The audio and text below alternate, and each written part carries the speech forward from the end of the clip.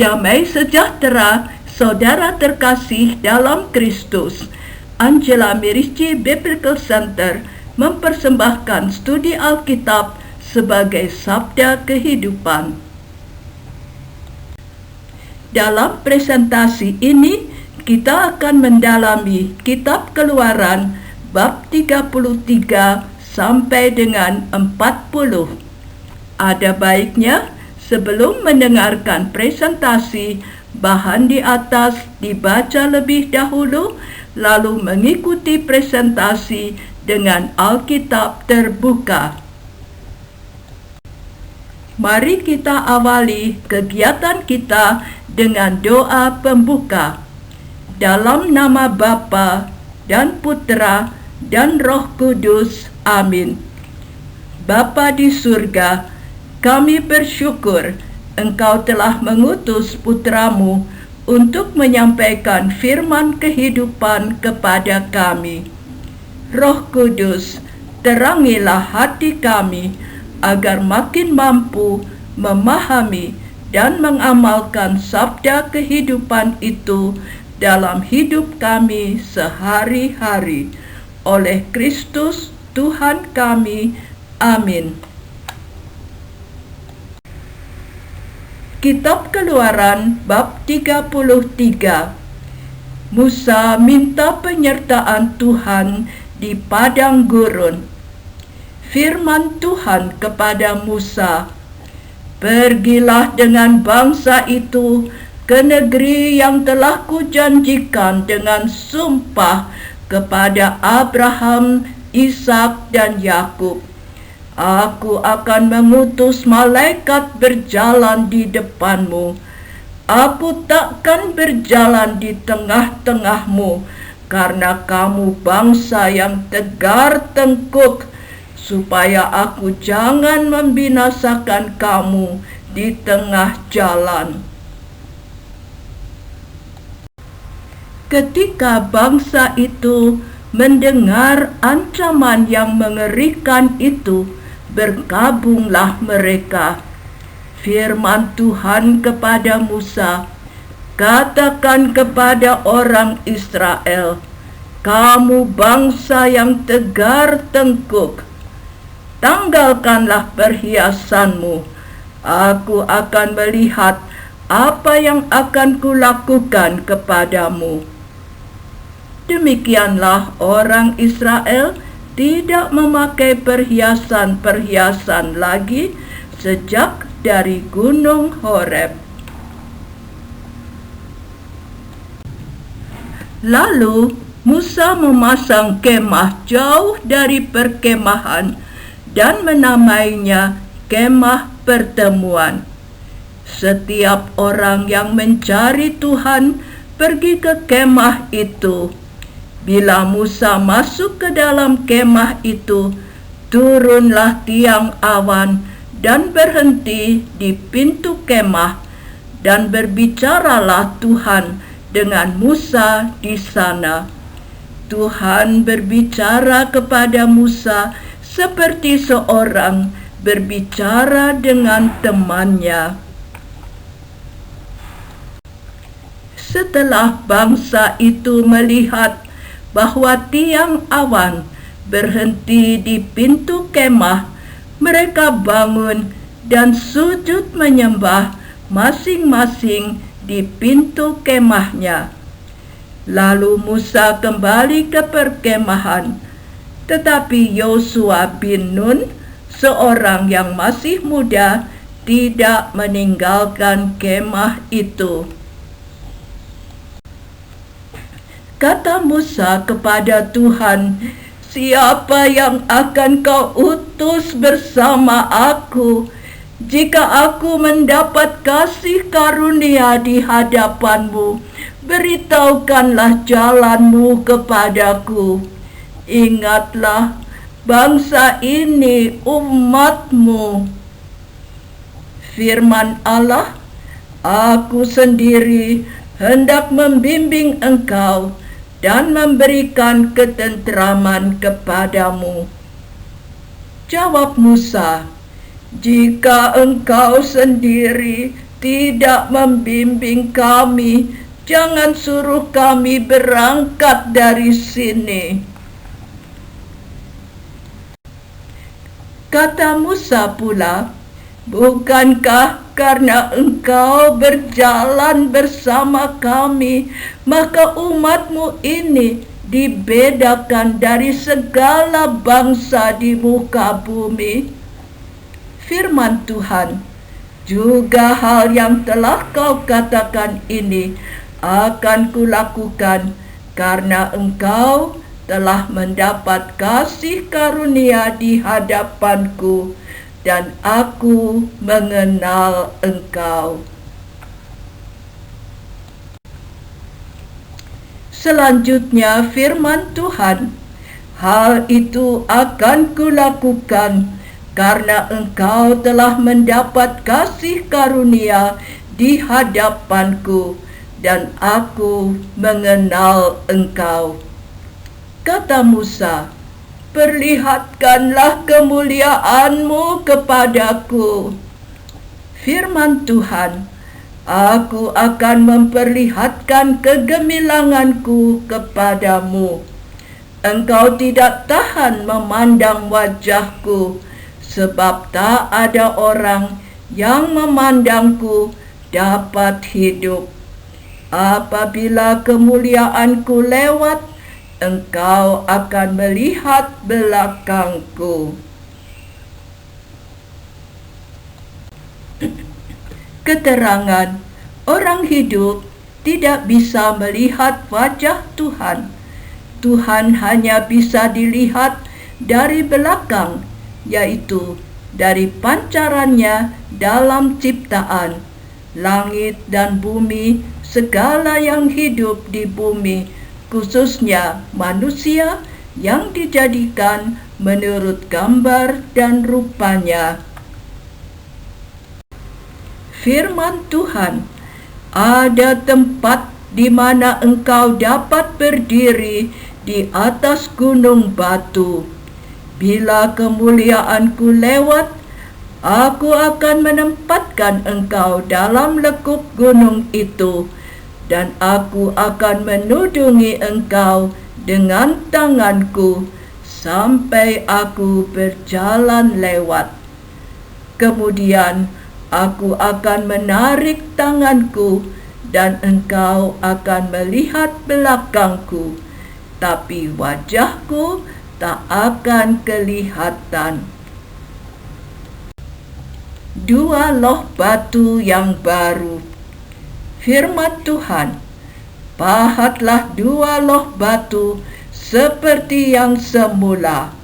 Aku akan menulis pada loh itu segala firman yang ada pada loh pertama yang kau pecahkan." Lalu naiklah pada waktu pagi ke atas gunung Sinai. Keesokan harinya, naiklah Musa membawa kedua loh batu. Turunlah Tuhan dalam awan, lalu berdiri dekat Musa. Tuhan lewat dari depannya dan berseru,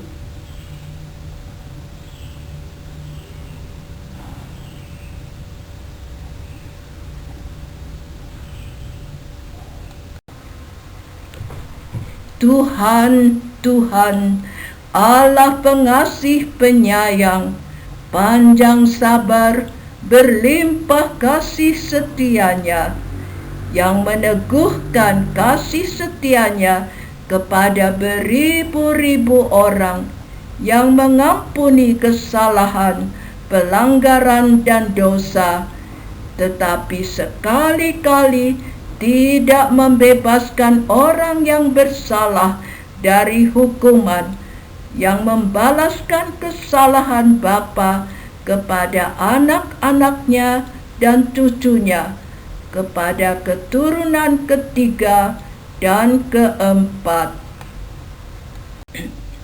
Keterangan, Tuhan berbelas kasih dan maha pengampun, tetapi mengapa Ia membalaskan kesalahan bapa kepada anak cucunya sampai keturunan ketiga dan keempat.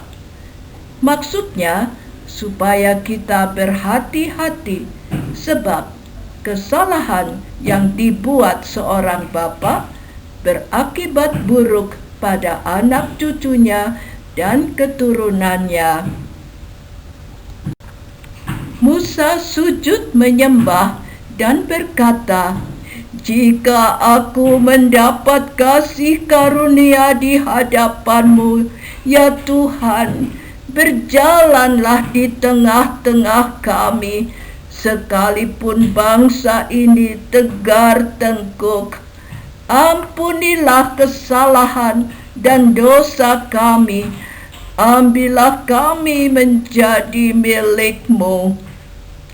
Firman Tuhan, "Aku akan mengadakan suatu perjanjian di depan seluruh bangsa-Mu ini. Akan kulakukan perbuatan-perbuatan yang ajaib." Firman Tuhan lagi, "Seluruh bangsa akan melihat perbuatan-perbuatanku yang dahsyat. Aku akan menghalau dari depan-Mu orang Amori, orang Kanaan, dan orang Het, orang Feris, orang Hewi, dan orang Yebus. Awaslah, jangan mengadakan perjanjian dengan bangsa-bangsa itu, supaya mereka jangan jadi jerat bagimu. Mesbah-mesbah, tugu-tugu, dan tiang-tiang berhala mereka harus kamu rubuhkan."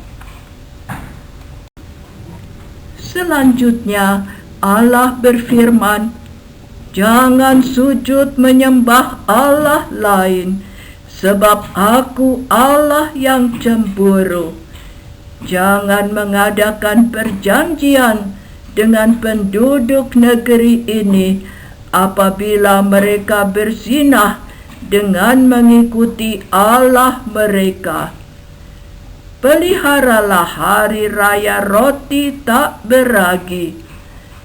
Segala yang terlahir dahulu dari kandungan dan dari hewan, Akulah yang empunya. Setiap yang sulung dari anak-anak-Mu harus kau tebus. Janganlah orang menghadap ke hadirat-Ku dengan tangan hampa." Allah berfirman lagi, "Peliharalah hari ketujuh sebagai hari perhentian.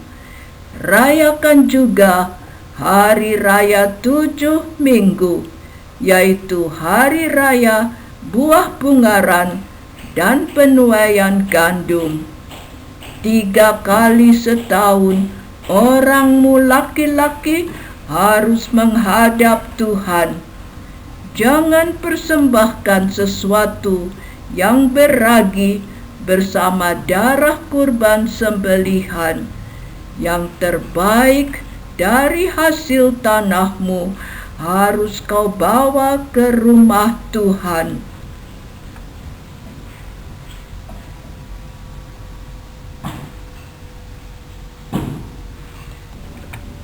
Firman Tuhan, "Tuliskan segala firman ini. Berdasarkan firman ini, Aku telah mengadakan perjanjian dengan engkau dan dengan Israel." Musa bersama Tuhan 40 hari 40 malam lamanya. Selama itu ia tidak makan dan tidak minum. Ia menuliskan pada loh itu segala perkataan perjanjian, yakni ke-10 firman. Keterangan ke-10 firman dalam Keluaran bab 34 ini tidak persis sama dengan rumusan dalam Keluaran bab 20 ayat 1 sampai dengan 17. Karena kedua teks itu berasal dari tradisi yang berbeda. Penyunting memasukkan keduanya sehingga Musa naik gunung 2 kali. Ketika Musa turun, mukanya bercahaya karena ia telah berbicara dengan Tuhan. Melihat itu, Harun dan semua orang Israel takut mendekati dia. Tapi Musa memanggil mereka dan berbicara dengan mereka. Ia menyampaikan kepada mereka segala perintah Tuhan yang diucapkan kepadanya di atas gunung. Selesai berbicara, diselubunginya mukanya. Kuduskan hari Sabat. Musa berkata kepada segenap jemaah Israel, "Inilah firman Tuhan, 6 hari kamu boleh bekerja. Hari ke-7 adalah hari Sabat, hari perhentian penuh bagi Tuhan. Tiap orang yang bekerja pada hari itu harus dihukum mati. Jangan memasang api dimanapun dalam tempat kediamanmu pada hari Sabat." Persembahan khusus untuk kemah suci. Musa berkata kepada jemaah Israel, "Ambillah bagi Tuhan persembahan khusus dari barang kepunyaanmu. Setiap orang yang terdorong hatinya harus membawa persembahan khusus bagi Tuhan: emas, perak, tembaga, kain, kayu penaga." Semua laki-laki dan perempuan yang terdorong hatinya membawa sesuatu untuk segala pekerjaan yang diperintahkan Tuhan. Semua perempuan yang tergerak hatinya oleh karena ia mempunyai keahlian memintal bulu kambing. Bezaleel dan Aholiab. Musa memanggil Bezaleel dan Aholiab dan setiap orang yang ahli yang di dalam hatinya telah ditanam Tuhan keahlian. Setiap orang yang tergerak hatinya untuk melakukan pekerjaan itu. Mereka menerima dari Musa seluruh persembahan khusus orang Israel. Orang Israel masih terus membawa persembahan sukarela kepada Musa setiap pagi. Rakyat membawa lebih banyak dari yang diperlukan. Maka mereka dicegah membawa persembahan lagi, sebab bahan yang diperlukan mereka telah cukup, bahkan berlebih.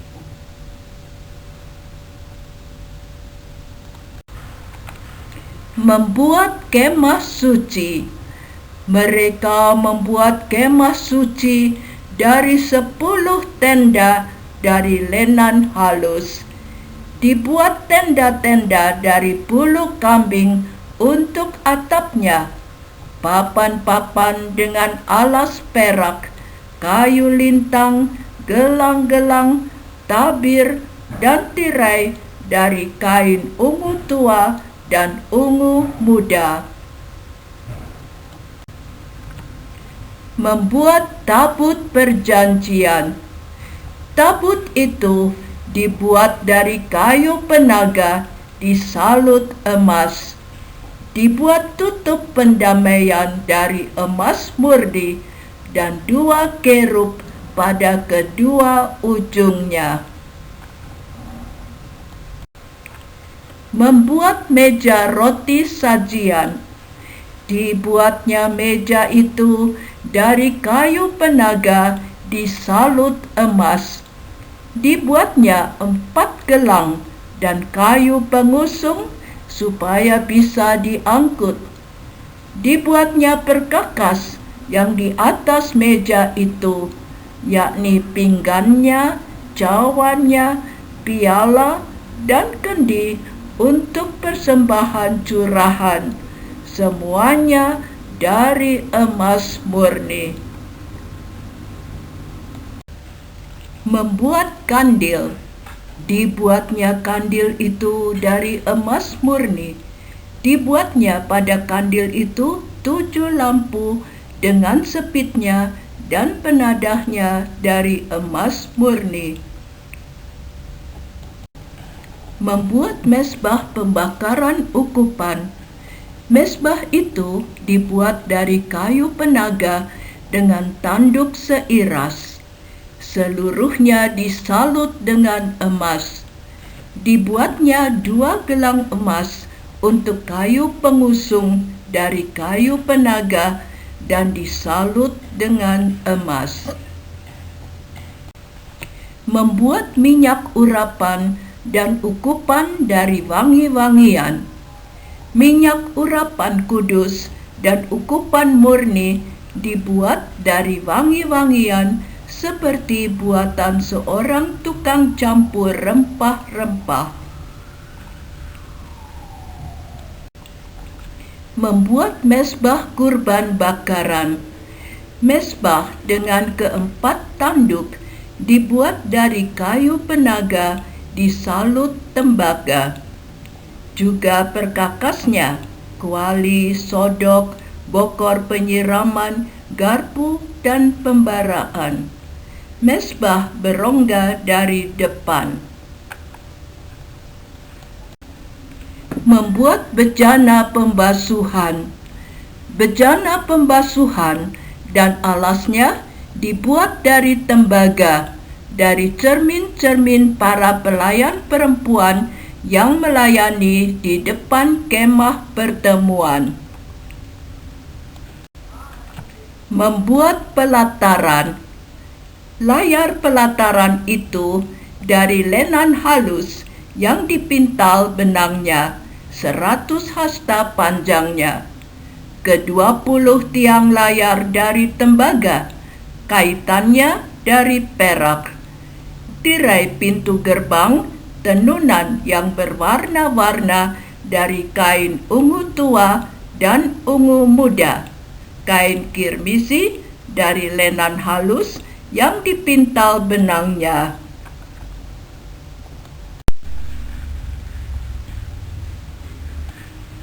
Biaya mendirikan kemah suci. Pemasukan 29 talenta emas dan 730 shikal perak dari persembahan unjukan, 100 talenta perak dan 1.775 shikal dari uang pendaftaran 603.550 orang.